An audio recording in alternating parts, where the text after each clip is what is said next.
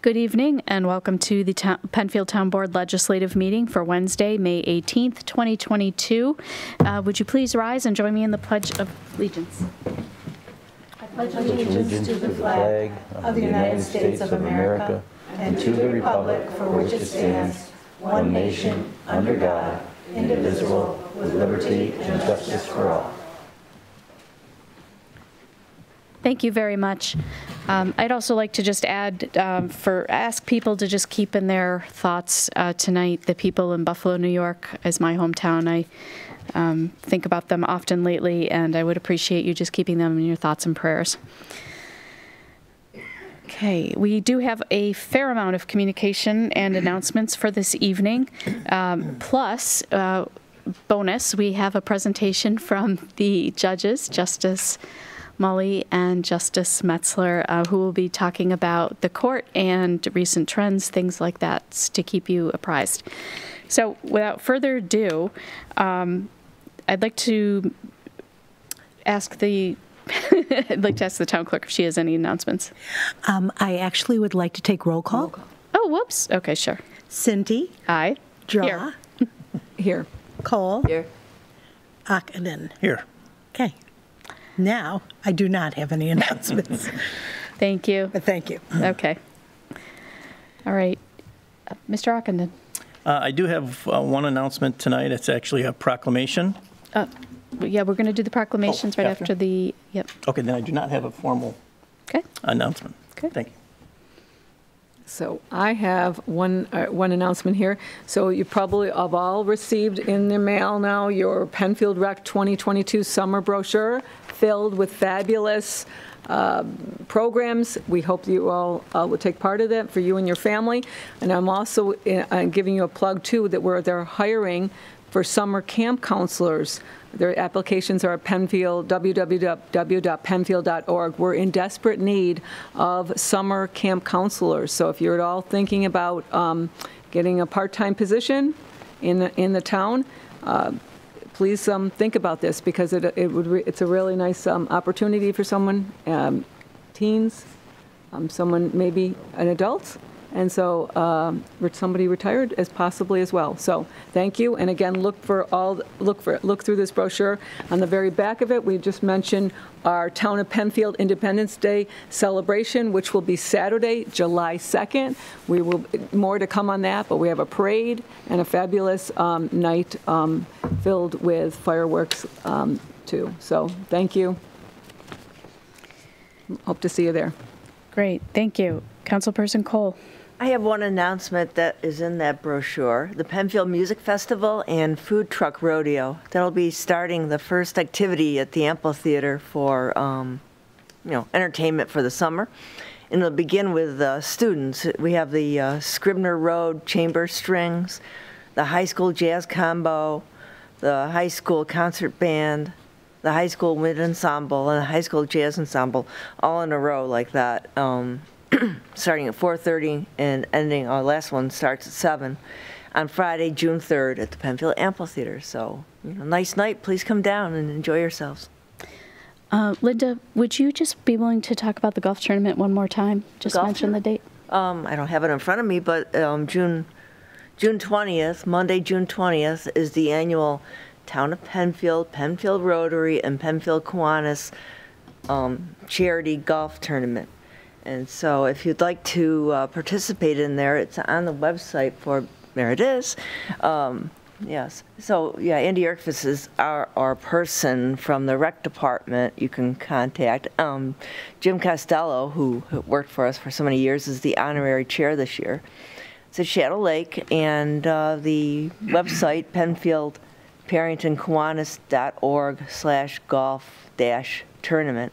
So it's a lot of fun, and it's good because the three organizations working together to and the monies raised support their charitable organizations. So, please, if you golf, please consider coming to this. If you don't golf and want to come to dinner, you can do that, or volunteer. So, yeah, thank you for that. Thank you so much. I just wanted to make sure we got it out there again. Appreciate it. Okay, I have several announcements as well. The first thing is before Independence Day, we will actually celebrate Memorial Day. And on Monday, May 30th, we will be celebrating at Veterans Amphitheater. Our special speaker for the morning will be Dan Murphy, who is a retired Navy SEAL. That will be Memorial Day, Monday, May 30th at 10:30 a.m. Also a reminder that the Department of Public Works did start their oil and stone process on designated roads. This extends the life of the road and saves the taxpayers money because we don't have to tar or pave as often. If you are wondering whether your neighborhood is affected, you can go to our website under projects of community interest and you can see the list of roads quite a bit. They've started Monday, and I believe it will be 2 to 3 weeks weather dependent. Okay. And I also do want to just quick mention also the Dayton Corners Pie Social, Sunday, June 5th, which is a Sunday from 2 to 4 p.m.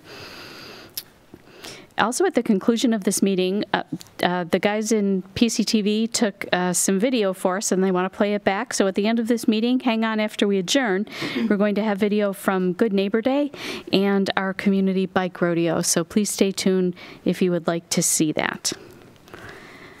All right, and as I said, now we can do our proclamations. We have 2 proclamations this evening, people very well deserving of this, and we'll start with Mr. Ockenden. Thank you. We have at least I see Glenn Becker from Penfield Ambulance. If you'd like to come up and take a seat here real quick. Anyone else with you, Glenn? No. Okay. All right, great. Team solo time. All right, perfect. So the week of May 15th through the 21st, 2022 is Emergency Medical Services Week. Whereas emergency medical services are a vital public service, members of emergency medical service teams are ready to provide life-saving care to those in need 24 hours a day, 7 days a week. And whereas access to emergency care greatly improves the survival and recovery of those who experience sudden illness or injury.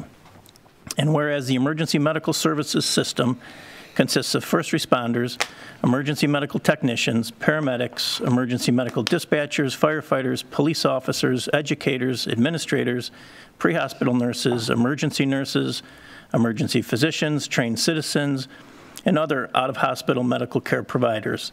And whereas emergency medical services have grown to fill a gap by providing important out-of-hospital care, including preventative medicine, follow-up care, and access to telemedicine. And whereas the members of emergency medical services teams, whether career or volunteer, engage in thousands of hours of specialized training and continued education to enhance their life-saving skills.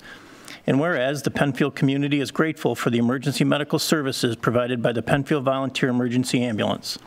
And whereas this organization, made up of several volunteers and employees, have heroically lived up to their promise to provide emergency medical service to the people of Penfield. They respond to thousands of calls annually, attending to medical emergencies that include heart and respiratory problems, motor vehicle accidents, falls, strokes, illnesses, and working fires. And whereas along with responding to medical emergencies, they host first aid, CPR, automatic external defibrillator, and emergency medical technician training, sponsor community blood pressure clinics, provide first aid standbys at community events, and maintain a loan cupboard for the use of walkers, canes, and crutches. And whereas since their inception, EMS staff from PVEA have dedicated millions of hours to helping their neighbors. And whereas it is appropriate to recognize the value and the accomplishments of emergency medical services providers by designating Emergency Medical Services Week. Now, therefore, the Penfield Town Board, in recognition of this event, does hereby proclaim the week of May 15th through the 21st, 2022, as Emergency Medical Services Week, with the theme, This is EMS, Caring for Our Communities. We encourage the community to observe this week with appropriate programs, ceremonies, and activities. Be it further resolved that the Town Board encourages, thanks, and admires all of the residents who choose to serve the community as a volunteer emergency medical service provider. This is dated May 18th, 2022. Marie Cinti, Town Supervisor.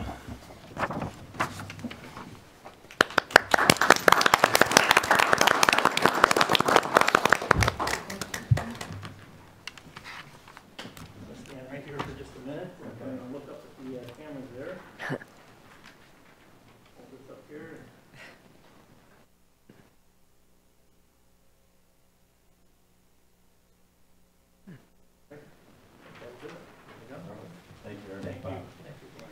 want to thank the entire town board. Can you come to the, just so we get the microphone? Okay.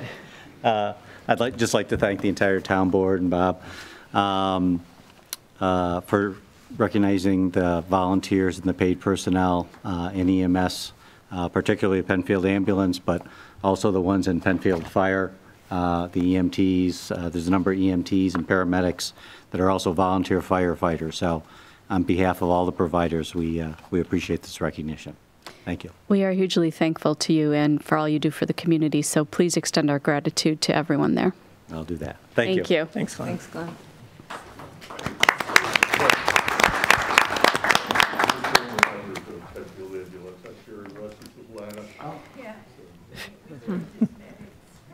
Okay, we're gonna. Okay, thank you. Okay, folks, we have another proclamation too, this time for the Penfield Ecumenical Food Shelf, and they are celebrating their 25th year of service. So I would invite the members of the Penfield Ecumenical Food Shelf that are here to come to the table, if you'd like. Might have to grab one more chair. Two more chairs. Somebody's bringing their chair. He's bringing it with.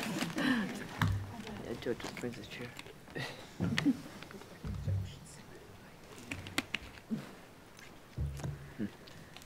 She brought a fan club. Okay, so I'd like to read the proclamation. This is, whereas the Penfield Ecumenical Food Shelf, located at 1616 Jackson Road, is celebrating its 25th year of service to Penfield, and whereas the mission of the food shelf is to alleviate food insecurity in the Penfield community by providing nutritious food to those in need in a compassionate, respectful, and non-judgmental manner, and whereas the organization and its roughly 100 volunteers provide a crucial service to the Penfield community, and whereas the Penfield Food Shelf serves hundreds of local families each year by providing food and supplies, and whereas families who qualify for free and reduced lunch at school are provided with kid-friendly food during the summer months, and whereas the people of Penfield are fortunate to have an organization standing ready to assist families in need, whereas the continued success of the organization depends directly on volunteers and the generosity of the community, such as those here tonight. Now, be it resolved, the Penfield Town Board recognizes the Penfield Ecumenical Food Shelf and its volunteers for contributions to the Penfield community, and be it further resolved that the Town Board thanks and admires all members of the organization and its 25 years of service to the Penfield community. And this is dated May 18th, 2022. Thank you so much. Before I come around to present, I know that you wanted to just make some brief comments. Brief comments, yes. On behalf of the entire Penfield Ecumenical Food Shelf, we'd like to thank you for recognizing our milestone tonight, our 25th anniversary. A small team with a dream, we opened our doors in 1997. We spent just over 15 years housed in the basement of the First Baptist Church. We outgrew that location as our client numbers increased. Since 2012, we've been housed on Jackson Road in a home graciously provided by the town of Penfield, and we thank you for your support. We've been able to install a ramp, paint the house, plant flowers, and put an addition on the back of the garage to accommodate our growing needs. Our numbers have dramatically increased over the last 2 years. We're serving close to 170 Penfield households each week with food that we purchase or is donated and rescued from local stores. As you mentioned, during the summer months, we're able to provide extra kid-friendly food to over 50 families with school-aged children. We're lucky to have a team of close to 100 volunteers who serve our cause and mission with dedication. We are proud to be able to provide complete holiday dinners to close to 220 Penfield families at Easter, Thanksgiving, and Christmas, and we also provide gifts for the children under 18 at Christmas. Our clients, our Penfield neighbors, are very grateful for the food we are able to share with them on a weekly basis. We're able to provide all these services because of the generosity of the Penfield community. Our volunteers and supporters provide their time, treasure, and talent to keep our operation running. Again, we thank the town of Penfield, our Penfield residents, clubs, teams, churches, businesses, and neighborhoods for supporting our efforts. Thank you very much.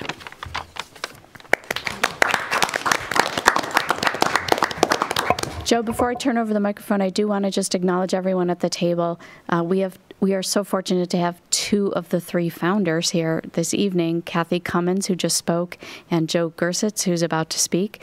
We also have 2 additional board members, I believe Cheryl Farnham and Kathy Wiedemer. Both have been longtime volunteers and board members, so we really appreciate your being here this evening.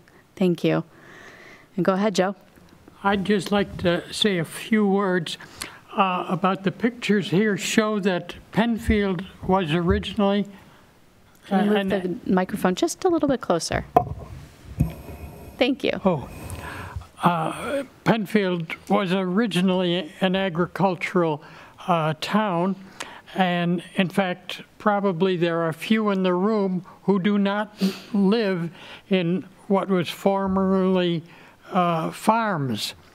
And so farms now are being bought up and housing is provided, and we should support our farmers so that they don't go out of existence. A second thing, the whole world food system is changing now because of the war in Ukraine, and also it's affecting us in different ways. 2 ways, or one way that I pick up food every Saturday morning at the public market, and about 500 pounds of food. And the carrot man who sells me 100 pounds a week, they're not going to grow vegetables next year or this summer because he can't get help, and that's part of the, complications of a food system. The more local, the better. I've served on New York State's Organic Farming Association board for years, and know a lot that's going around in our state. But I also want to put in an added word of thanks to the many Penfield residents who contribute so much regularly in food shelf. That was part of Kathy's job, and to run it. Anyway, we're very appreciative of this honor and your recommendation and of us. Thank you so much. Kathy or Cheryl, did you want to speak at all? I just want to update our number. Today we served 180 families, so it's growing, and but the community is coming behind with the goods to enable us to do it. One of the things that always amazed me is how generous this community is. So thank you so much for all you do.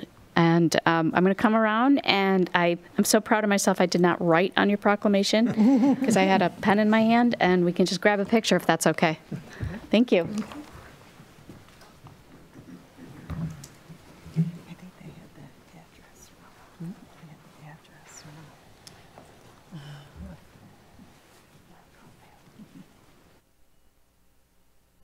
Okay. Where are we looking? I think we're looking. All right. Thanks so much for everything. Thank you. Thank you. Appreciate it. We will frame this and get it put up. All right. I'll just see if there's today. Oh, is that?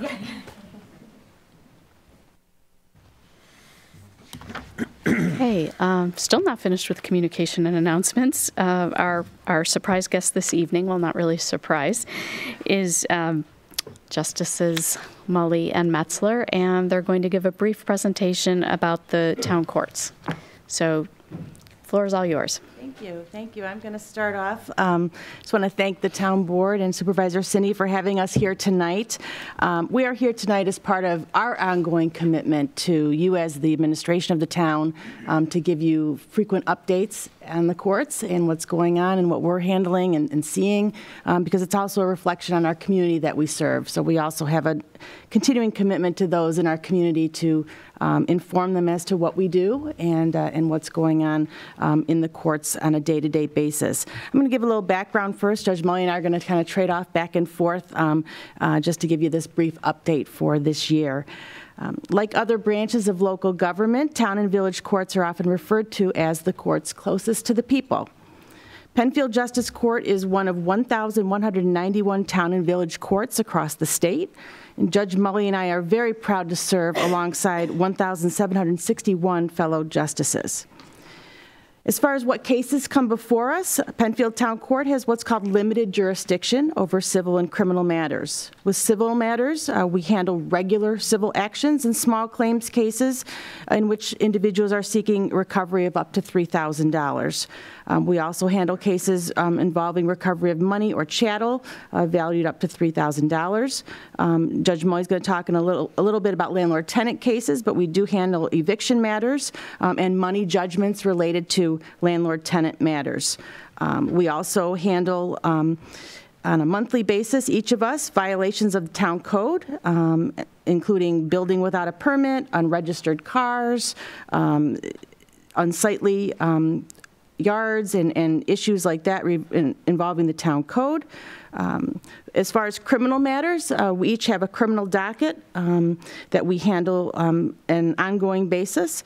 We have jurisdiction over misdemeanors, violations, traffic infractions. We also handle felony arraignments within the town of Penfield, issue orders of protection, and also review and sign search warrants for law enforcement, as well as subpoenas for law enforcement and attorneys handling cases. The court also has what is called specific jurisdiction under the law. That includes jurisdiction under other types of law, like the agriculture and markets law. That would be our dangerous dog cases, which we do have with some degree of frequency. Environmental offenses. We handle fishing and hunting violations under the environmental conservation law. We also, from time to time, can be called upon to handle cases involving people who are a danger to themselves or others under the mental hygiene law. One of my favorite quotes is by one of my favorite judges sitting next to me. He has said in the past to me, "A town justice has a front row seat to highly emotional matters," and that cannot be more true every week in our court. We have very emotionally driven cases that we are handling and seeing before us. This can include family matters, quality of life matters, abuse, public safety issues, domestic violence, alcoholism, substance abuse, mental health issues, human trafficking, veterans, people with disabilities. We have many young and first-time offenders. We also see, unfortunately, a lot of traffic safety issues, dangers on the road that are resulting in accidents and injuries. We are very much involved with our cases with respect to treatment courts, where we are able to refer our cases to county-based treatment court referrals, on average 1 or 2 a week between the 2 judges. Public safety is a role that we take very seriously as we serve our community.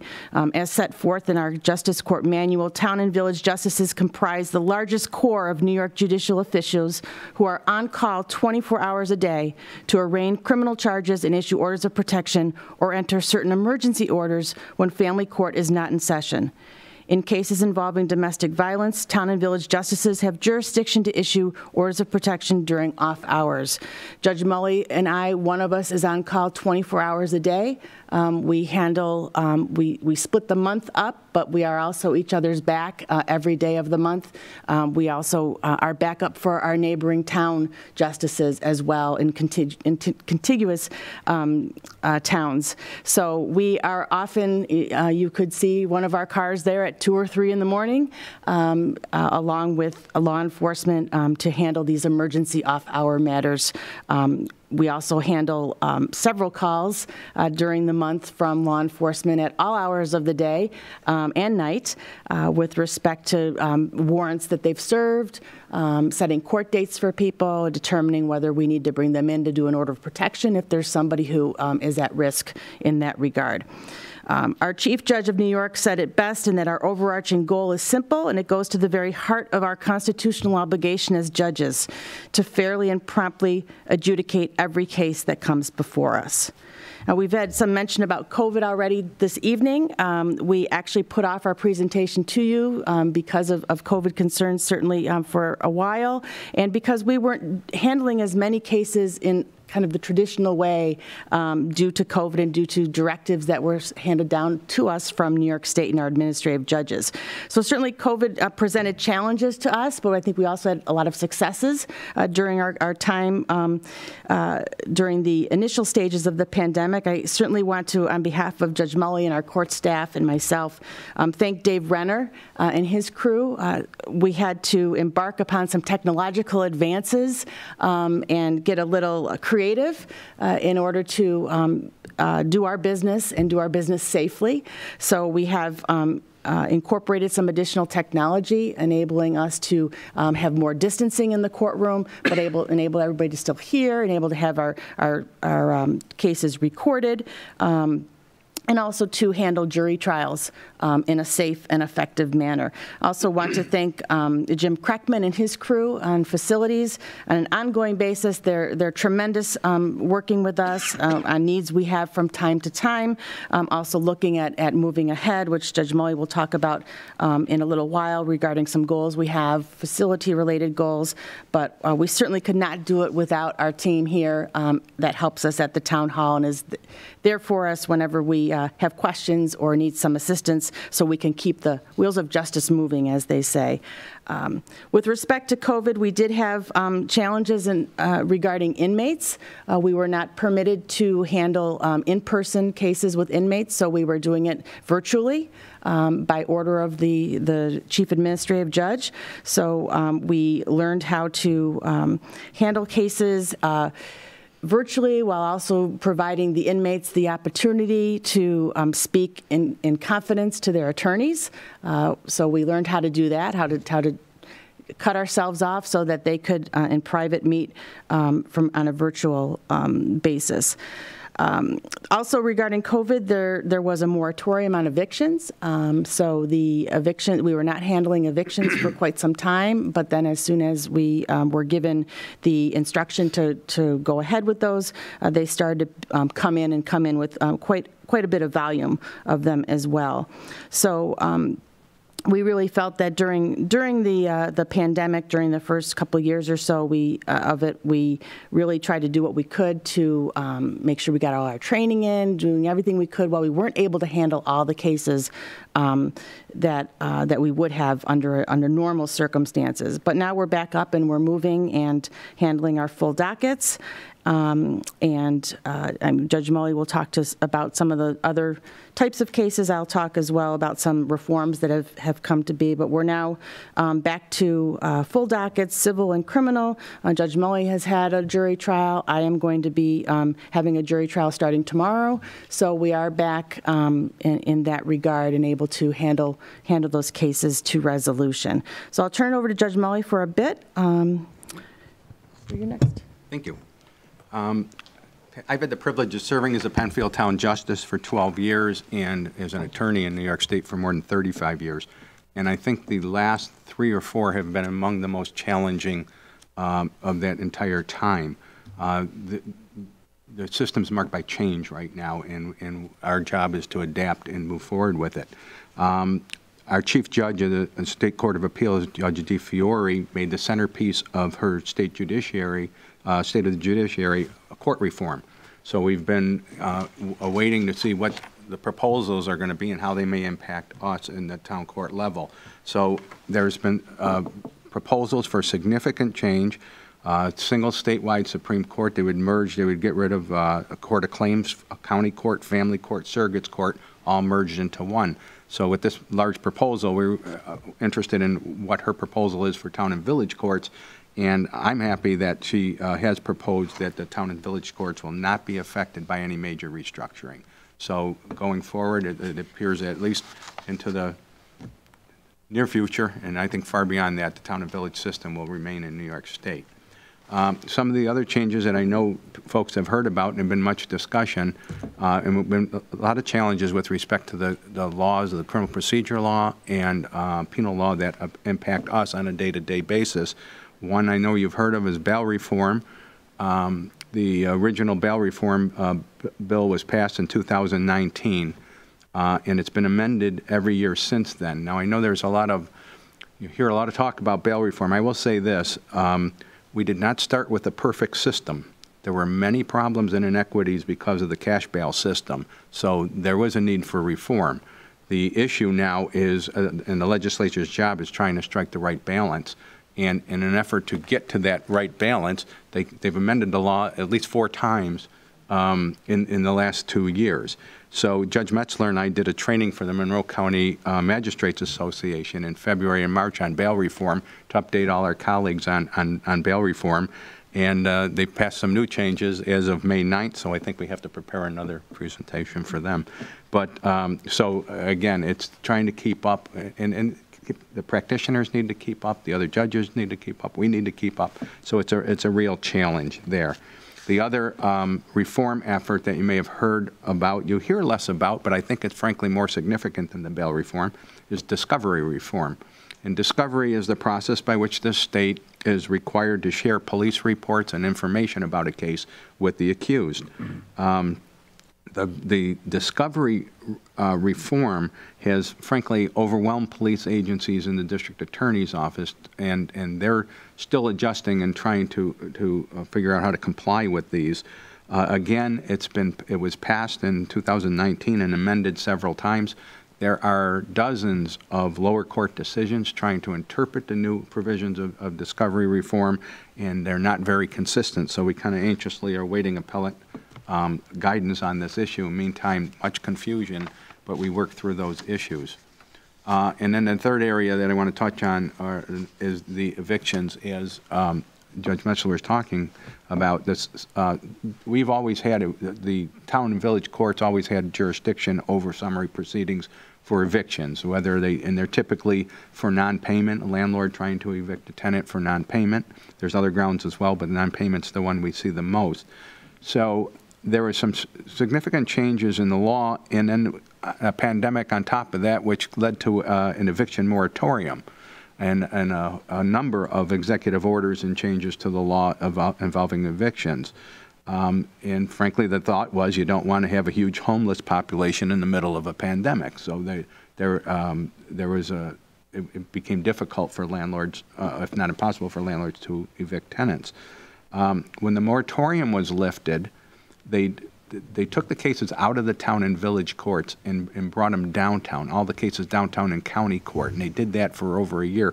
And the purpose of that was to try to encourage attorneys for tenants and also to encourage the flow of money. There was rental assistance money that was available, and for the attorneys and organizations to get that money to landlords and tenants in a system where we have 22 town and village courts in Monroe County, it was too difficult, so they centralized it.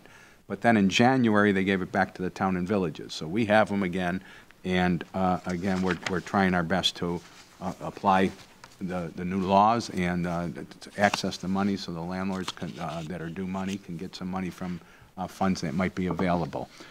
So we've been working with that. And I think that the other thing I just want to talk about that's improved, and I think improved in the system should be proud of, we've turned to more and more problem-solving courts. So when we talk about losing some of our jurisdiction, it's because cases are leaving because there may be, look, when there's courts that are better able to handle cases because they have resources available, we should give up that jurisdiction. So drug court's a perfect example. And frankly, it's had a tremendous track record. I've talked at length to the judges who have presided over drug courts, and they have some remarkable success stories. So we don't have those resources at the town and village level to drug test in the court and do other things that they can do. So that's one of the problem-solving courts. There's also problem-solving courts for integrated domestic violence to make it easier for victims of domestic violence to navigate the system. There's a human trafficking intervention court. There's a veterans treatment court. And I think one of the things you'll see for these courts, and really it's about connecting people to resources and what's the best way to do it. Mental health courts. If I had to identify the #1 problem in the criminal justice system and maybe in our communities, how to deal with these mental health cases. They're not easy. I think they're the most challenging cases we deal with. And there's been some improvements. In Monroe County, we now have a forensic intervention team. It's called the FIT team. So when we have mental health cases, and we always have them on our docket, we can access the FIT team and hope for resources for those folks. So that's what I have on some of the changes. And the last thing I want to talk with JCAP, do you want to do something first? Yeah, I'll continue on a little bit from good segue to, okay. I will actually just echo what Judge Mulley said with respect to the treatment courts and the problem-solving courts. It's a real duty of ours to identify those cases and to tell counsel and to tell the defendants whether their case is appropriate or not. And it's, as I indicated earlier, it's a real reflection on our community and the problems we have right here in Penfield, New York. We have, I think, referred to probably each treatment court. I actually have a case that will be going to human trafficking court from the town of Penfield. So it's definitely, we have these resources, agencies to get folks help, so we hopefully don't see them again in Penfield Town Court or any other court. I just want to talk a little bit about bail reformed.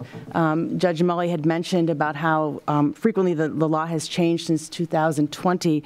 I took the bench in 2020, and I immediately felt like I was in law school again, trying to learn a whole new set of rules, a whole new Article 245 of the Criminal Procedure Law, a brand new discovery law.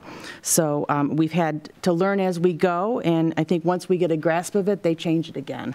So we've been trying to stay on top of it. As Judge Mulley mentioned, we are happy to assist our fellow magistrates. Judge Mulley and I take a real serious approach and a commitment to educating our fellow magistrates as we learn things as we go. With respect to bail reform being reformed, I want to just inform you as well as the community just kind of where we're at with that. Most recently, just a couple weeks ago, there was yet another reform passed in Albany. Not as extensive of an overhaul as the original legislative changes that came down in 2019 and then the revisions that came down during 2020. But the effect is to give us judges more discretion in a few key areas in the criminal process. With respect to bail reform, while judges still must choose the least restrictive means to ensure a defendant returns to court, we cannot explicitly assess a defendant's dangerousness. That's been the source of a lot of debate in the community. However, as judges, we have to uphold the law, and at this point in time, we cannot assess a defendant's dangerousness with respect to whether they will be issued bail or not. But we are now given the authority and the duty to weigh specific factors in setting bail, including whether a defendant is accused of causing what's called serious harm to someone, and whether a defendant has a history of using or possessing a gun. So those are recent changes. The reformed bail reform law also expands the number of crimes for which defendants can be required to pay bail by creating stricter rules for people accused of repeated offenses that harm people or property. Under the most recent change, bail can be set even for some minor offenses such as shoplifting if an individual commits more than one such offense in a certain time frame. Gun crimes also have been a source of debate as well as the need for reform. Judges in New York can already set bail for most gun crimes, and of course, as I mentioned earlier, we do felony arraignments, so everything up to murder occurring in the town of Penfield would be arraigned before Judge Mulley or myself. The new law adds a few less commonly charged crimes to the list, but still important crimes, most notably including the sale of a firearm to a minor. The new law also lowers the threshold required to bring a charge of gun trafficking into court. With respect to discovery rules, the state's discovery law, which governs how the prosecution, as Judge Mulley mentioned, shares evidence with the defense in a case and vice versa, was rewritten in 2019.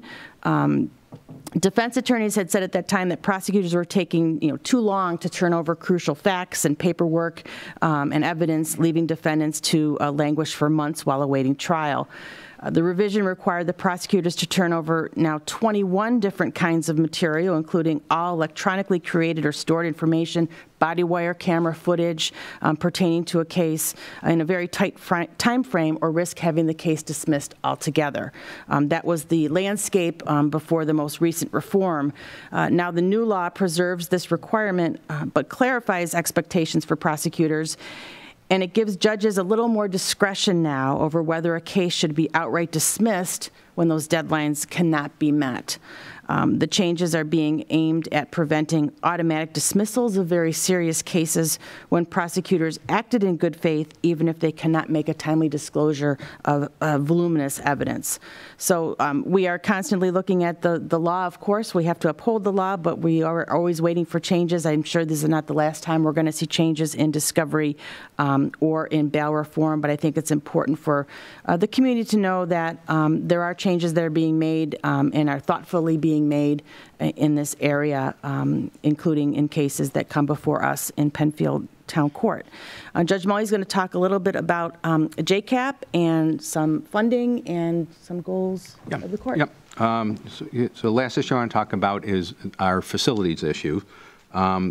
Those who may know that we're located within the Penfield Community Center. The structure was built in 1957 and originally used for many years as an elementary school. The town purchased the building in 1984 and in 1985 opened a community center to house the library, recreation, and town court. I was a member of the town board when we got a comprehensive report. Drawe will remember this comprehensive report in 2008. We were both on the town board at the time. Ms. Linda Kohl was there too. And we were, the comprehensive report recommended that the town court be moved. We looked at it and we concluded after thorough research that the proposals were not economically feasible to build a new courthouse or move the court building. So what we did is we turned with the cooperation and help of the town board and the town supervisor, aggressively seeking state funding to improve our facility. So I'm happy to report that since 2010, we've received close to $100,000 in state funding to improve the court. We have completely redone the courtroom as far as building a new bench, new audience seating, new jury box, witness stand. That's all been replaced. We have redone the clerk's office, a new filing system, bookcases, and we've made the facility more user-friendly. Now, we just were awarded nearly $20,000 to do the next phase, and we're really pleased about that. And that's going to take what was formerly courtroom A, and we're going to make attorney conference rooms. And some of the issues that we've had, we really were exacerbated by COVID. We have attorneys talking to clients in the middle of a hallway. There's nowhere for them to sit. They're breathing on each other. People are getting sick. It just wasn't, for the pandemic, it certainly didn't work. But it also doesn't have the privacy in areas for attorney conferences and things of that nature. When town folk are called in to serve on juries, we didn't have a very comfortable place for juries to sit and deliberate, or even to gather when they first report for duty. So that whole queuing area, if you will be redone with this next group of funding. And I do want to thank the town board, town supervisor for the help with that. We're happy to get this funding, and I see that we're going to be there for the foreseeable future, so we want that facility to be as nice as it can, and we want to take advantage of all the state funding that's available for that. So thank you for that. And I will say Judge Mulley is not one to toot his own horn, but I will toot the horn for him.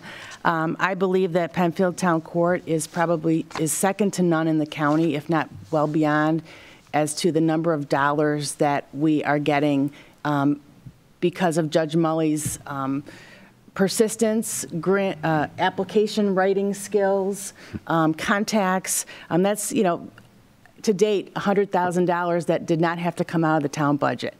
And I think also with respect to jurors coming in, but also folks coming into court who have cases. It's one thing to see a judge in a robe and go, yeah, I'm in a courtroom. But, you know, we've got first-time offenders. I've said to a couple younger offenders, you know, this is not the principal's office. This is a court of law.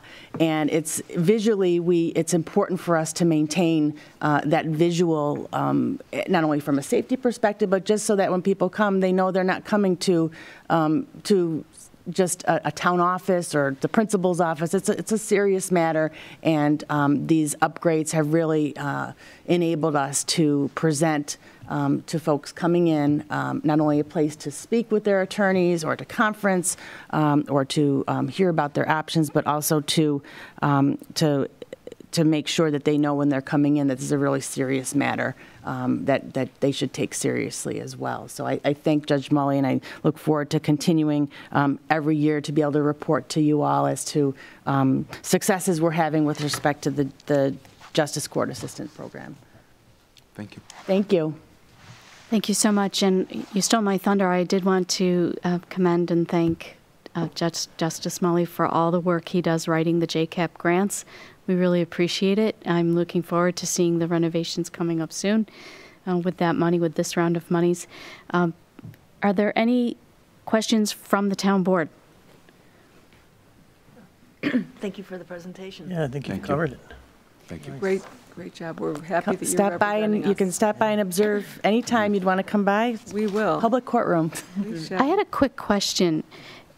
Over the past, like, say, 5 to 10 years, what has been the increase in number of cases? And I'm sure you said it, and I just missed it. Well, I would say we were growing fairly steadily. The typical number would be the revenue number is how they sometimes measure it, and it would be over $300,000 a year was the number that we would take, and as far as indicative of caseload because it's the fines that would generate from there. During COVID, there was a sharp increase, so a decrease rather. I'm sorry. So the number of cases went down during COVID, but the complexity I think went up. Yeah. So that was because of all the reforms, and the cases they've been very challenging. So there are fewer cases right now. I do think it'll get right back up to normal levels fairly quickly. But there was a decrease during COVID, and I think we'll be back to normal very soon. Thank you. I have one question too. You mentioned how the evictions were so high and then went downtown, and now they're back in town in Penfield again. Are we seeing a trend in evictions as well? Yes, we are. But frankly, there have been very difficult cases to handle for a couple of reasons. One of the real efforts they've made across the state, there's no what we call a civil Gideon. In a criminal case, you're entitled to the assistance of a lawyer, and you get one appointed. You don't have that right in a civil case. However, there's been a recognition, this goes back to Chief Judge Lippman, that he's been pushing for attorneys in civil cases, certain civil cases, like when you're about to lose your residence. Mm-hmm. So there's been a real effort to find attorneys for tenants, and it's been done largely through pro bono efforts. So that effort, frankly, they're not being able to get the attorneys in at a level that we would hope they would be able to do. But if they do, it benefits everyone. It benefits the landlords because the attorneys can get the applications moving to get the federal assistance and the state assistance that's available, and they can get their money. And that's the best way to get their money, is get the tenants to apply and have that process done. So again, they just came back to us, these cases. We've had them for a couple of months, and we're trying to, again, it's that connect to resources that are available. There's money available. They need to help them navigate the system, because that's always challenging. Thank you very much. Anyone else from the town, from the board? Okay, thank you again for your time this evening. We really appreciate it. We miss you. We're both former members of the town board, so it's kind of, we used to sit there with you. Good to hear your voices. I made sure my phone was off because I'm on call, and I know the phone was going to ring while I was standing here. So thank you all. Thank you. Thank you for your service. Occupational hazard. I would like to continue on now. We have 2 public hearings this evening. Would I ask the town clerk to tee up the first one? To consider subdivision of property at 2146 Fairport 9 Mile Point Road. which is Burger King. The legal notice was published in the Webster Herald on May 4th, 2022, posted on town website and town clerk bulletin board. 35 postcards were mailed. Thank you very much. Ms. Ivers. Thank you. I'll call up on the screen the graphic of the proposed subdivision of land that you've all reviewed and we've discussed at workshop, and when the resolution to call the public hearing was first adopted. You'll all recognize that this is the location where the current newly opened Burger King is located. When that original plan was approved, it was approved with a secondary building in the rear of that property.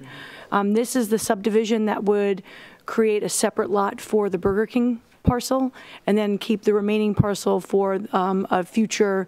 I'm so sorry. Excuse me. Could we close this door? I don't think you. Thank you. You can't close the door, but we can. Yep. Oh. Yeah. Sorry about that. No, you're right. We should just move them.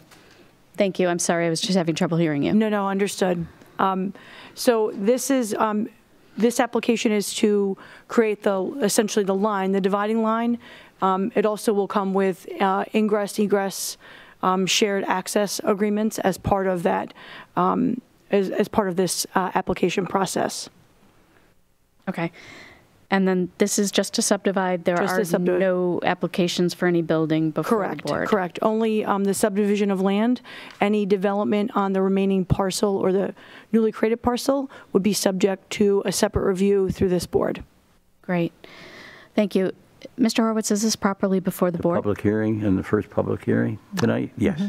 Thank you very much. Okay, so for people watching, there are 3 ways to participate this evening. The first is to be here in person. The second is to call us at 340-8771. And the third way is to reach us online at penfield.org. So, is there anyone in the audience who would like to speak to this application? Okay. We'll check the computer. I see no one online. And I do not see anyone on the phone either. Okay. All right. So since there are no public comments, I would declare this meeting closed, the public hearing closed, and we will move this to an upcoming work session agenda for decision and review. Okay, great. Thank you very much. Okay. Our next public hearing is actually a continuation of an open hearing from April 20th. Can we have some background on this as well? So it is a continued discussion regarding the incentive zoning for 41 Woodhaven Drive, and this is a continuation of the public hearing from May 4th. So our last public... is it April 20th this was, or no? May 4th? I believe it's May 4th. Okay, thank you. Yeah. Thanks for the correction. Is there anything else you'd like to add to this, Ms. Ivers? I will share that the planning board simultaneously reviewed this application. They discussed it at their April 28th meeting, and they have issued a memo to the town board for consideration. And so the planning board was in favor of issuing a positive referral for the incentive zoning. Okay, thank you. And again, if you would like to participate this evening, 340-8771 or penfield.org. Is there anyone in the audience who wishes to speak? I do want to just mention for the record that we received another comment via email from Calvin Freeler. I did share that with the board and with the town clerk. He was brought up some concerns against this being rezoned. So I just wanted to mention that, or I'm sorry, against the incentive zoning. All right. Yes, and I do want to enter into the record. I'm seeing public hearing on April 20th for this one. It was, yeah, forgive me, it was the K2 was originally held on April 20th. I think we did have a public hearing on the 4th, but that was for a different application. There's been so many of them. Yes, I apologize. It has been busy. You were right. Okay. I did take the notes. All right. So, hearing none, no comments or no one online or by phone, I will also declare this public hearing closed, and we will be bringing this to a future work session for review, discussion, and then moving to a decision. Okay? Excellent. Anything else? All right. We've now reached our first public participation session for this evening, and if you weren't listening, 340-8771 on the phone or penfield.org to reach us online. Is there anyone in the audience who wishes to speak?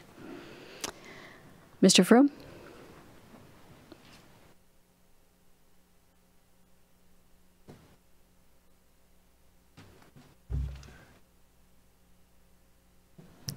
Welcome. Welcome. Jim Froome, Denonville Ridge. I'm not sure if I'm just getting old, but I was having a hard time hearing some of the conversation tonight. And I'm sitting in the front row here. Could I just ask, at PCTV, are the microphones fully on in the auditorium? Yes, they are. Okay, thank you.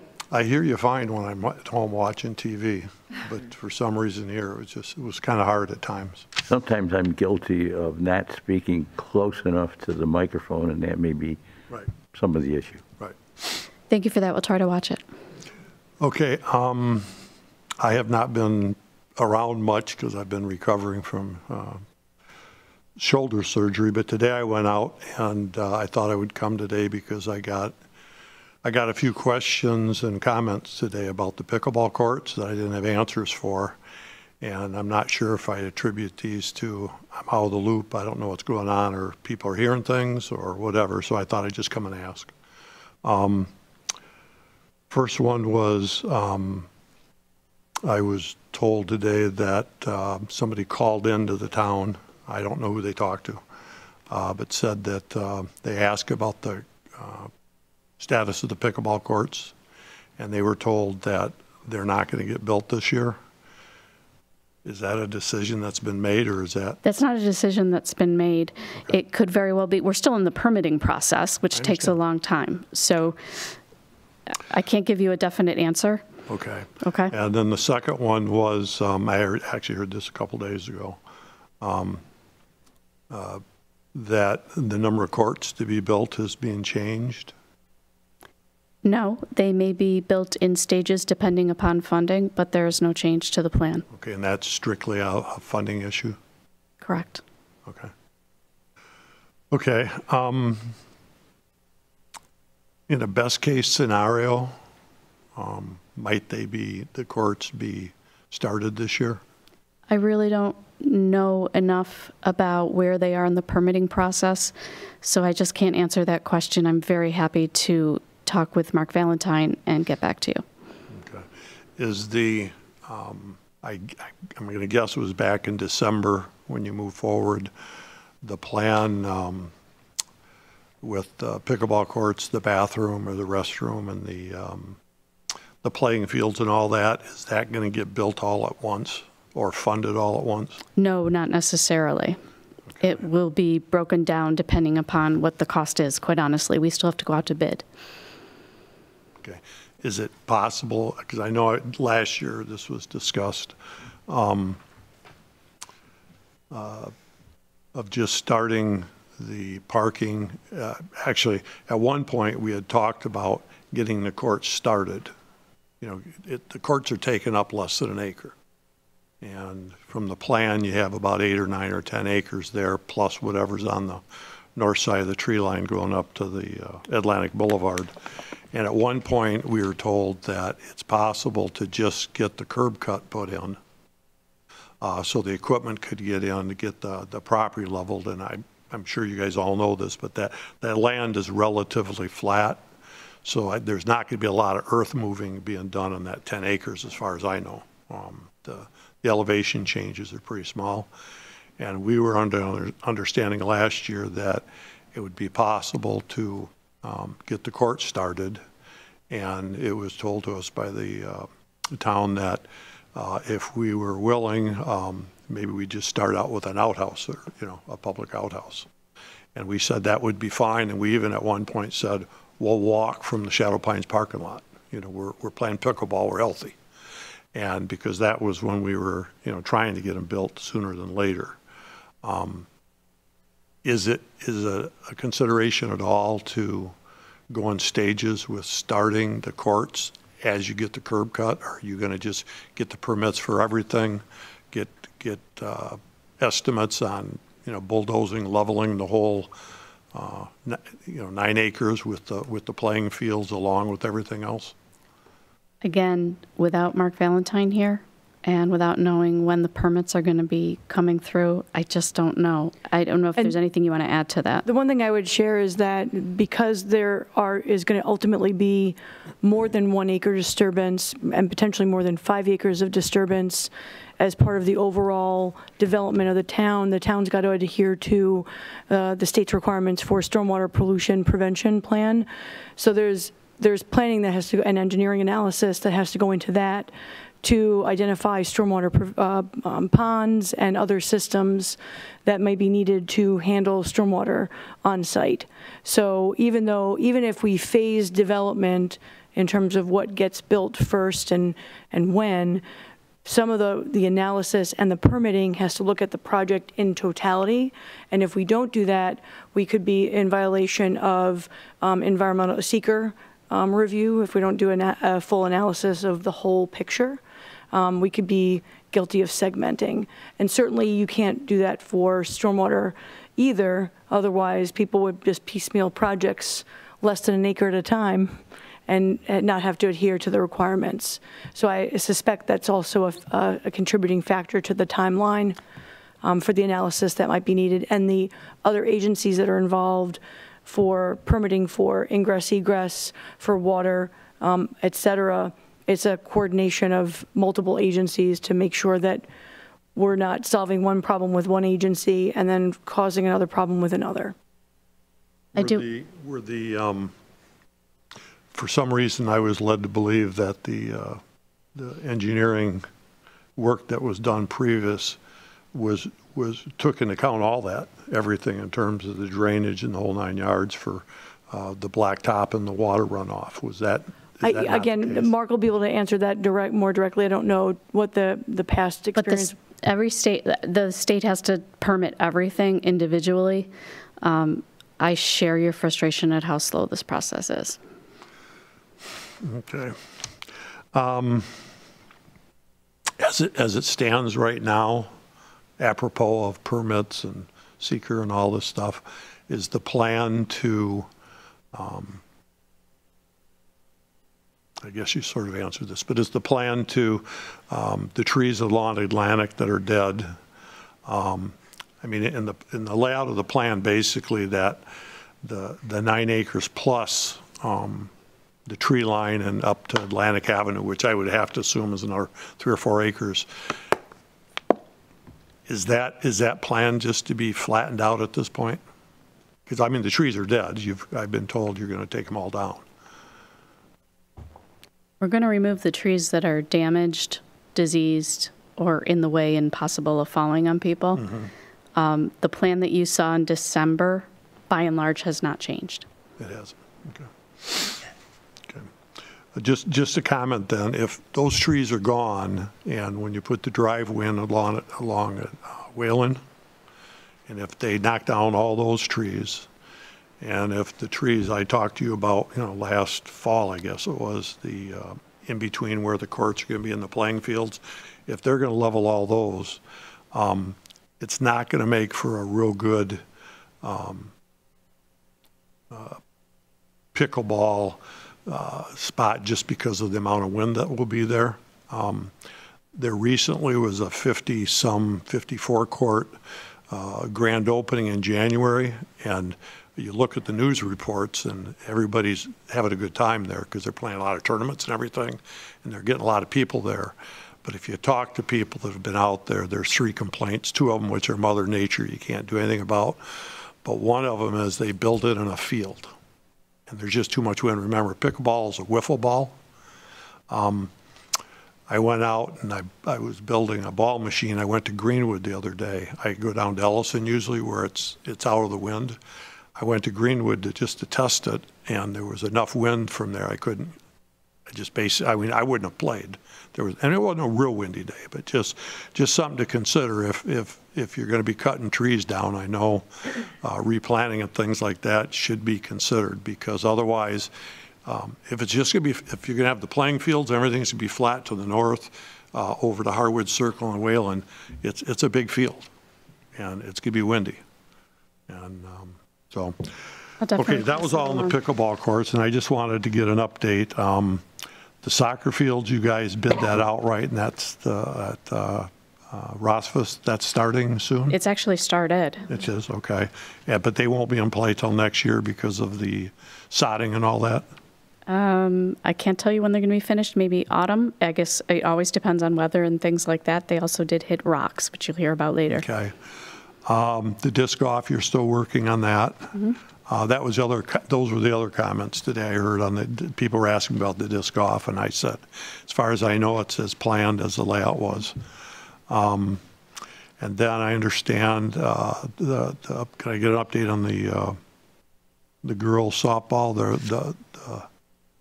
The restroom, is that a done deal? Has that been bid out, or is that in the process? That's out to bid now. It is. And fencing is up, as you see. It's complete. It looks good. We do not anticipate the restroom being completed this year at all. Okay. So that's committed and all underway. And that is, as far as I understand, that's the third restroom here, right? Outside? I don't know how many restrooms there are. Sorry. But there isn't one next to the girls' softball playing fields. Right. Okay, that was it. Thank you. Thank you very much, Mr. Froome. Is there anyone else who would like to speak? Okay. Seeing none, I would like to move to additions and deletions to the agenda. Yes, Madam Supervisor, I have one addition to add to tonight's new business, under new business, number 160. 160. I would like to add that. I'd like to move and add that. I second that addition. Thank you. All right, I have a motion by Councilperson Drawe, a second by Councilperson Kohl. Is there anyone who has any questions or comments? Okay. Roll call vote? We normally don't do a roll call okay, that's vote fine. for the addition. We don't. All right, thank you. And an approval of minutes from April 20th, 2022. May I have a motion to approve? I'll make a motion to approve the minutes. I'll second that. Motion by Councilperson Ockenden, second by Councilperson Drawe. Are there any questions or comments, revelations? This one I'm pretty sure we do take a roll call vote. You sure do. Cinti. Aye. Drawe. Aye. Kohl. Aye. Ockenden. Aye. 4 ayes. Thank you very much. Moving on to our petitions. Have any board members, the town attorney, or the town clerk received any petitions this evening? You have not. I have. This is the Shoecraft Road Sidewalk petition for 2022. It was signed by 70 residents. They're requesting to have sidewalks installed on Shoecraft Road between Plank Road and 5 Mile Line Road. Thank you very much. So we'll enter that into the record as received, and that will go up for discussion on our sidewalk discussion, which is May 25th. Correct? Okay. Yes, yes. Thank you very much. We can move on to resolutions by function. Okay. Authorization to maintain properties and assess the charges to the 2022 property tax bills. So moved. Second.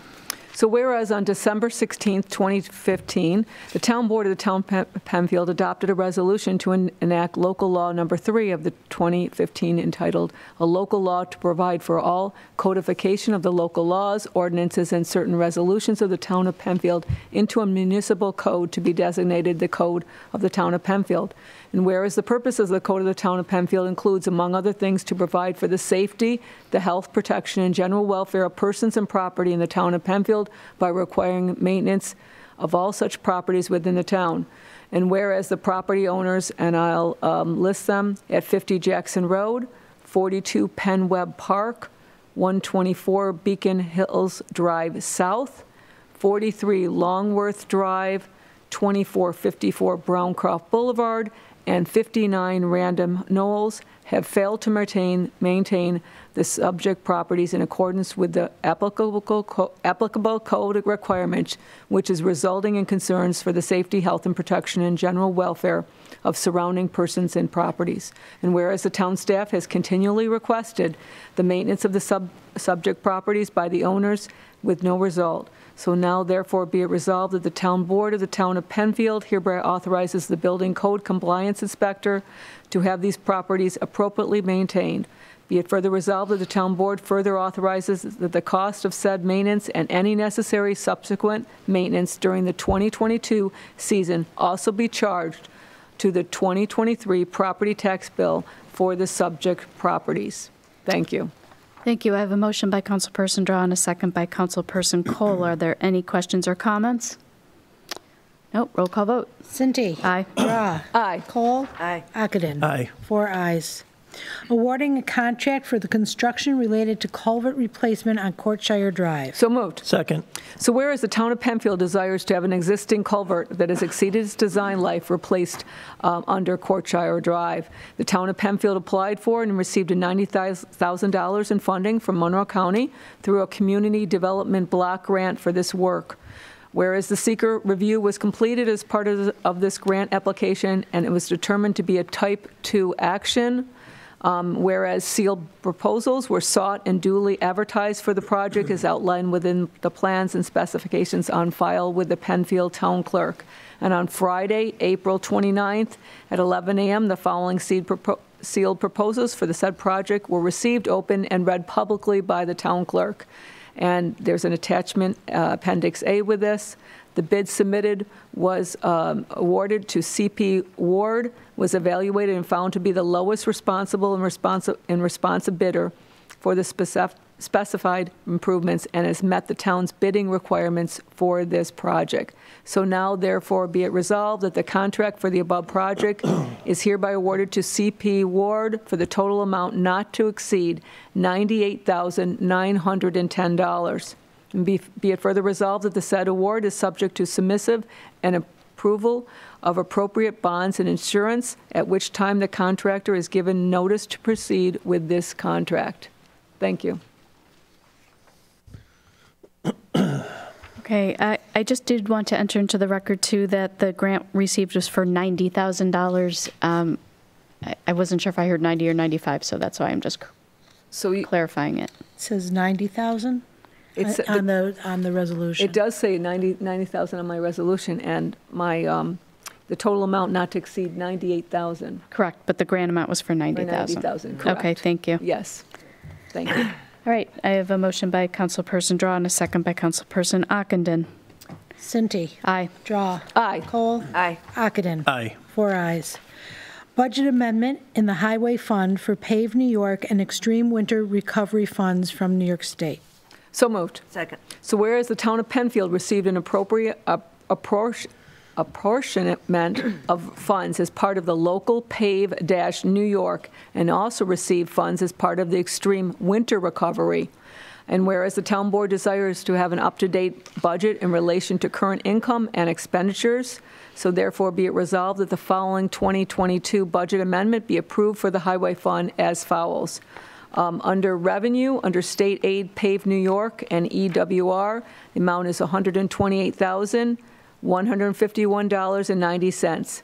And into appropriations of state aid and other transportation, the set amount of $128,151.90 is in there.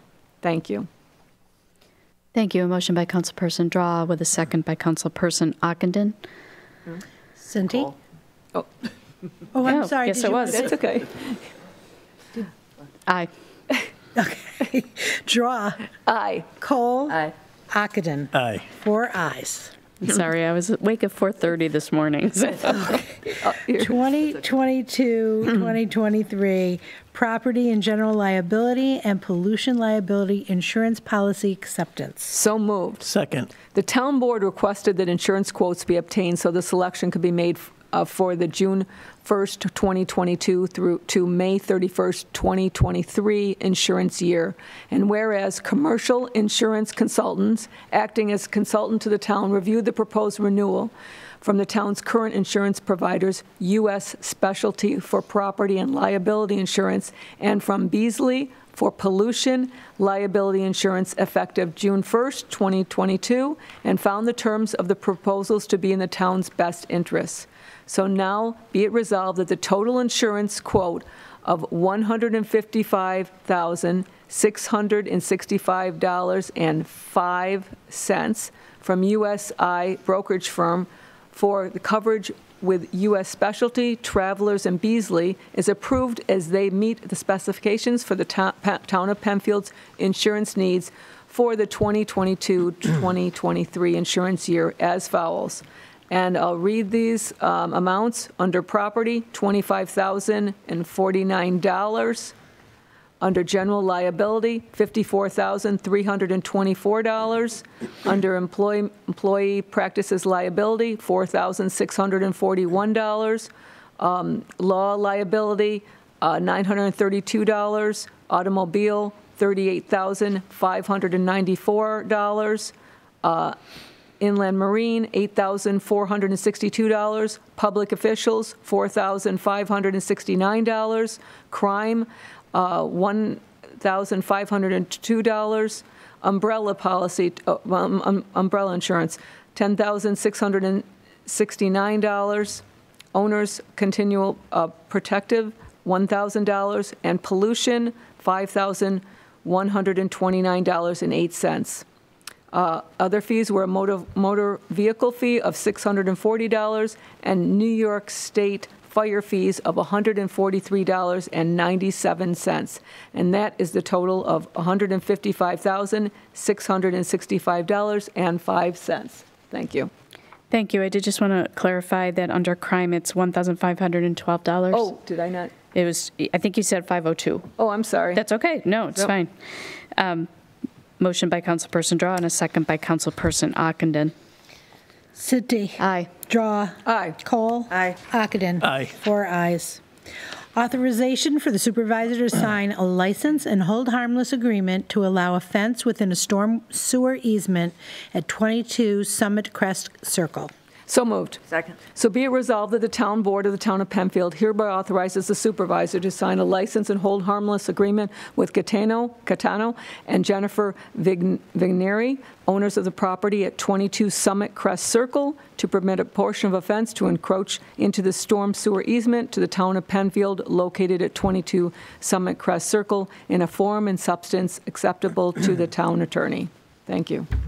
Thank you. I have a motion by Councilperson Drawe and a second by Councilperson Kohl this time. Cinti. Aye. Drawe. Aye. Kohl. Aye. Ockenden. Aye. 4 ayes. Approving the rezoning portions of 1788, 1790, and 1794 Penfield Road from residential 120 to Four Corners District. So moved. Second. So whereas an application has been received by the Penfield Town Board pursuant to Chapter 250-15.1 of the Code to amend the zoning ordinance and map to rezone portions of 1788, 1790, and 1794 Penfield Road from residential 120 to the Four Corners District. And whereas the Penfield Town Board was determined to be best suited to serve as a lead agency within the meaning of the seeker and has designated itself as lead agency pursuant to seeker. So whereas the Town of Penfield Town Board held a public hearing on May 4th at 7 p.m. in which the applicant presented the facts of the application and where no citizen input was received. Whereas the Town Board referred the application to the Planning Board for review and the Planning Board reviewed the application at their May 11th work session meeting, resulting in a favorable review. Whereas the town board, acting as lead agency pursuant to the requirements of the State Environmental Quality Review Act, which is seeker, has classified this proposal as an unlisted action. The board has received parts 1, 2, and 3 of the environmental assessment form. Therefore, be it resolved that the town board determines the rezoning of these 3 parcels will not have a significant adverse effect on the environment and adopts a negative declaration pursuant to seeker. Be it further resolved that the request for rezoning the portions of 1788, 1790, and 1794 from residential 120 to Four Corners District be granted based on the following factors in consideration. And they are that the planning board provided the town board with a positive referral. The proposed rezoning eliminates a split zoning condition, which will move conflicting land uses provisions and allow for a more consistent use of the properties. And last, that future development or redevelopment on any of the parcels would also need to conform to the development of the review standards set forth in the Four Corners District. So be it further resolved that the town clerk be authorized and directed to give the necessary notice of such changes in the zoning to the departments, agencies, and offices having jurisdiction in this matter, and to publish the same as prescribed by law, and cause the zoning amendment to be entered into the minutes of these proceedings. Thank you. Thank you. We have a motion by Councilperson Drawe and a second by Councilperson Ockenden. Cinti. Aye. Drawe. Aye. Kohl. Aye. Ockenden. Aye. 4 ayes. Approval of granting a conditional use permit to an existing retail business, Acadia CBD plus Kratom, to relocate to 2135 5 Mile Line Road. So moved. Second. So whereas an application has been received by the Penfield Town Board for the issuance of a conditional use permit pursuant to the 250-510 of the Penfield Town Code to allow the existing retail establishment to relocate to a tenant space at 2135 5 Mile Line Road, located in the Four Corners zoning district.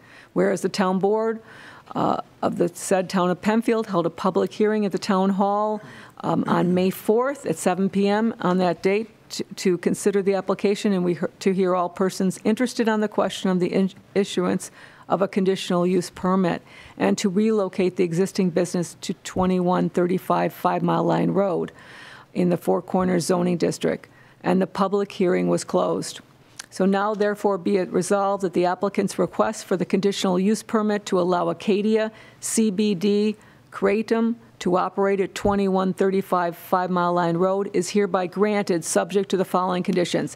And there are 7 of these conditions that the applicant shall have. And I'll read a couple of them. One, that they requires adequate on-site parking available at all times to accommodate the applicant's business. The town board also, improved the second sign option without the leaf of a graphic on it, as shown on the attached graphic for their new sign at the storefront. And failure, I guess most importantly, failure to comply with any of these conditions set forth here above may result in the revoking of this special use permit to the requirements of the zoning ordinance. So be it further resolved that the applicant's proposal is classified as a Type 2 action pursuant to the requirements of the State Environmental Quality Review Act, which is seeker, and no environmental review is necessary. So the town board, in granting this conditional use permit, does so based on the following findings.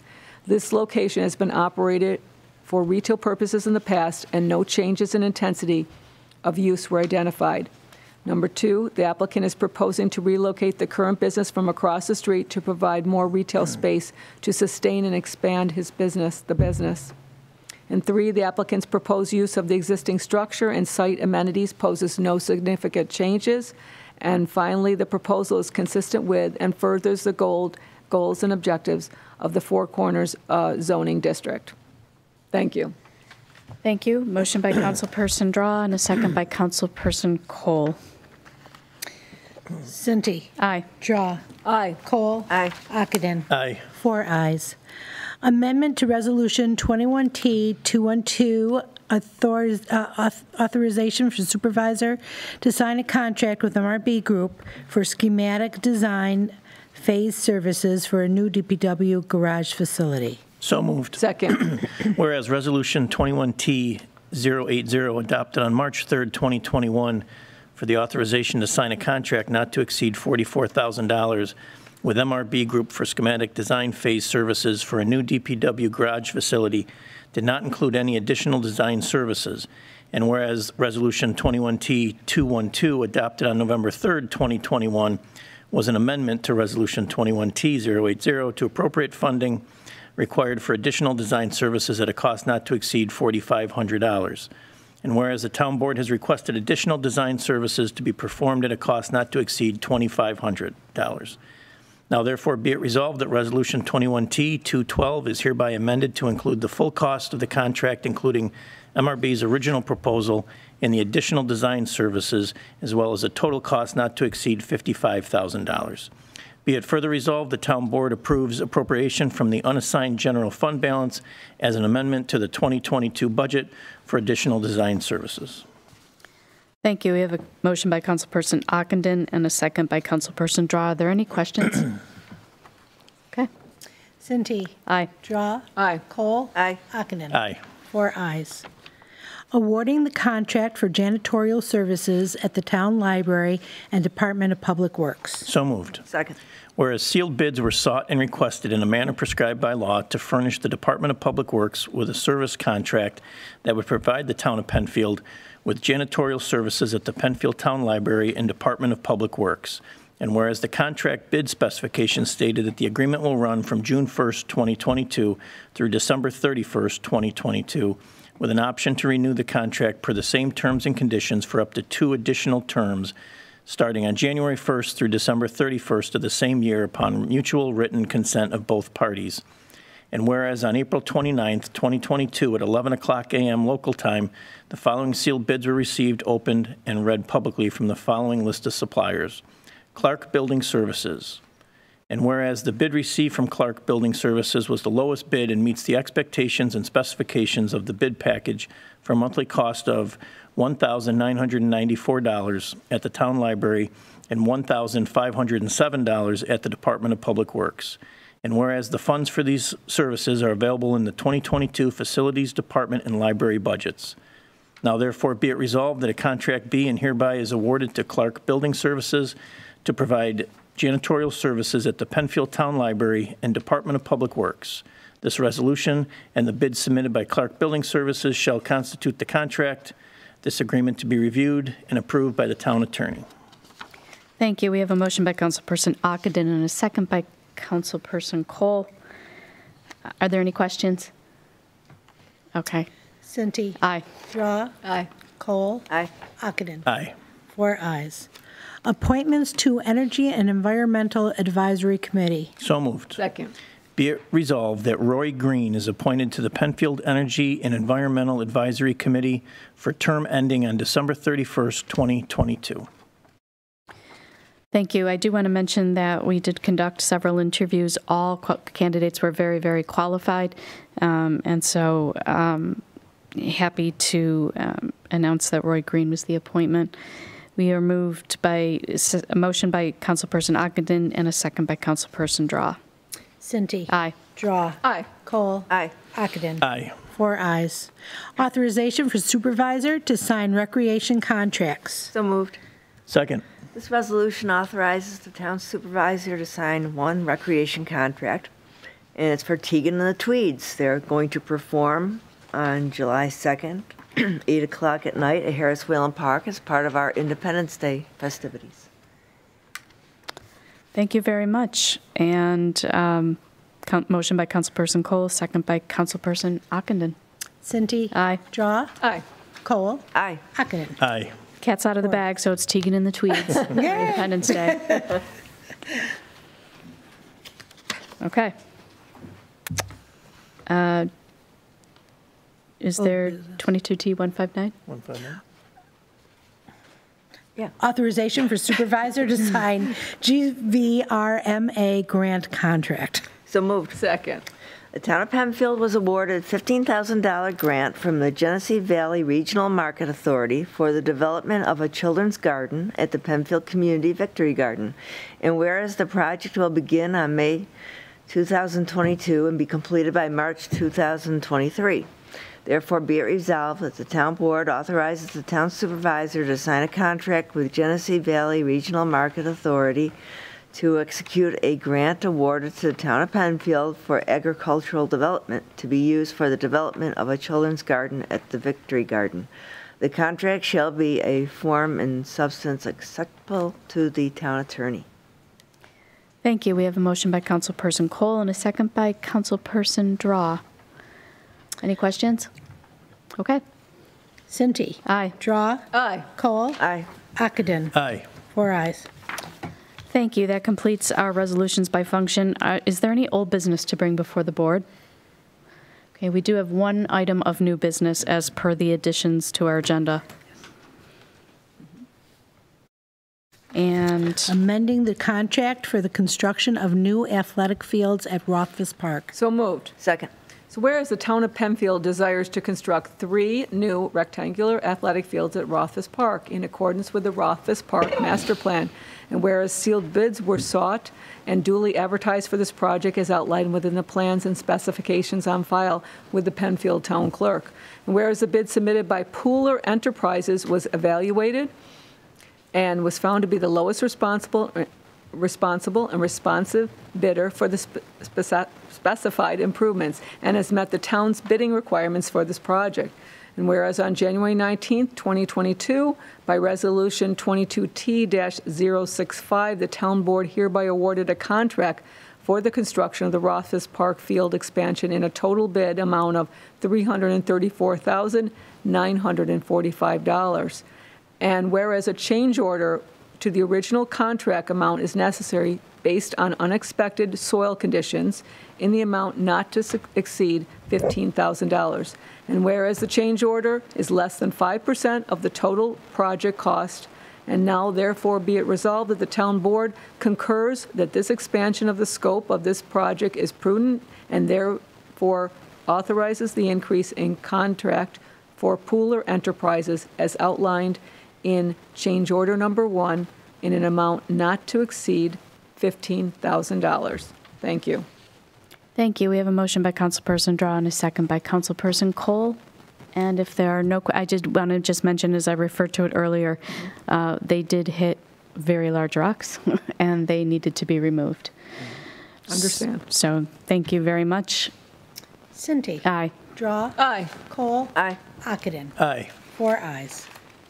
Thank you. We're at our second portion of public participation. Again, either in person, on the phone at 340-8771, or online at penfield.org. While I just want to give it a moment to see if anyone calls in, I do want to announce that our next meeting for legislative session would be June 1st, 2022. And see if there's anyone online. And no phone calls or online. Is there anyone in the audience who wishes to speak? Okay, seeing none, I'll declare this section of public participation closed, and I would like to declare this meeting adjourned at 8:34 p.m. Thank you very much to everyone at PCTV and to Greg for our security. Good Neighbor Day! Today is Good Neighbor Day. It's Terry Rothfuss Memorial Good Neighbor Day, in fact, in memory of our resident Terry Rothfuss, a Penfield farmer who passed away in 2014. Terry was a friend to everybody and would do anything for anyone, and his family really wanted to leave his legacy, carry on his legacy in Penfield. So they created this day to encourage the Penfield community to help their neighbors, as Terry would have done. Many people are doing some light yard work, raking mostly, putting the debris into bags for neighbors who are not able to do that in their own yard, who are older or disabled. This morning we have gathered our volunteers at Terry Rothfuss's barn. It's a place where he spent a lot of his time, and the family wanted people to come here just to kind of know Terry better. This is really a great legacy for Terry Rothfuss and his family. It just lives on in his spirit, every year we get together and we help those who need a little bit of extra help. I think this is just a great community event with everyone coming together to help each other out, and that is what being a good neighbor is all about. Anyone who would like to participate in this annual event should get a hold of the Recreation Department. They can call 340-8655 or they can email recreation@penfield.org. Good neighbor!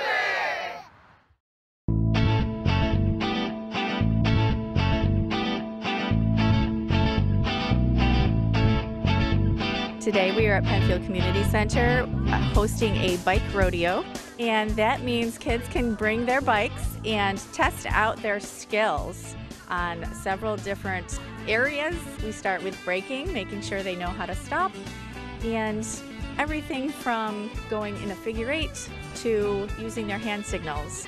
Penfield Recreation is hosting this in partnership with Monroe County Office of Traffic Safety because we want kids to be safe while they're having fun on their bikes this summer. So our first skill we go through is actually making sure you know how to use the brakes on your bike. A lot of time people get a new bike, they're not sure where the brakes are or how to use them.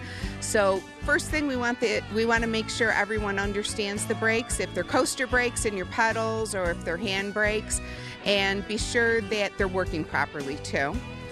We have people doing a figure eight so that it just is helping you do big turns and learning how to stay balanced. We're learning hand signals today. We're doing left, right, and stop. And remember, you can do them all with your left hand. Makes life a lot easier. And then we just have a nice slalom for the kids to ride through and just practice weaving through some cones. So there's lots of things you can do to practice in your driveway, especially with the younger kids. I say that's the best way to teach them how to use their brakes, because we don't want them dragging their feet or jumping off their bike to stop it. And we always recommend wearing a closed-toe shoe, so we don't want them in their sandals or any type of flip-flops, because as soon as they injure or hurt their foot, it's not going to go into a sneaker anymore, and they're not going to be able to ride their bike. So we really want to keep them as safe as possible.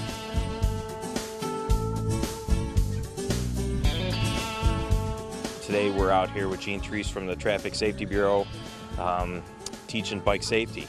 And so some things we'd like to talk about is bike safety on the roads. If you're on a bicycle, you have to follow the rules of the road, just like if you're the driver of a vehicle.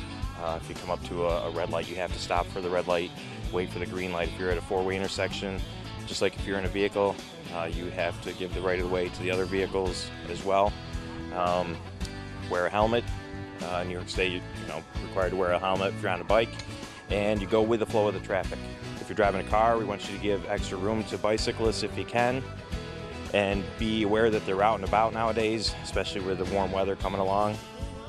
You can contact me, Deputy Thurston with the Sheriff's Office. My number is 753-4387 for any community engagement presentations, awareness and safety, crime prevention, bike safety.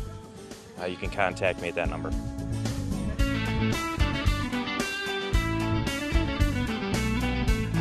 I have educational pieces here. People can contact me within my office. The number is 753-3018. I have lots of handouts and things I can send to you, or I have them electronically. I also do presentations in the community. So I'd like to say educate people all the way from 2 to 82. So not just on bike safety, on pedestrian and walking safety, being safe in the car, distracted driving, safe near school buses. So if anyone wants a presentation, they can contact me.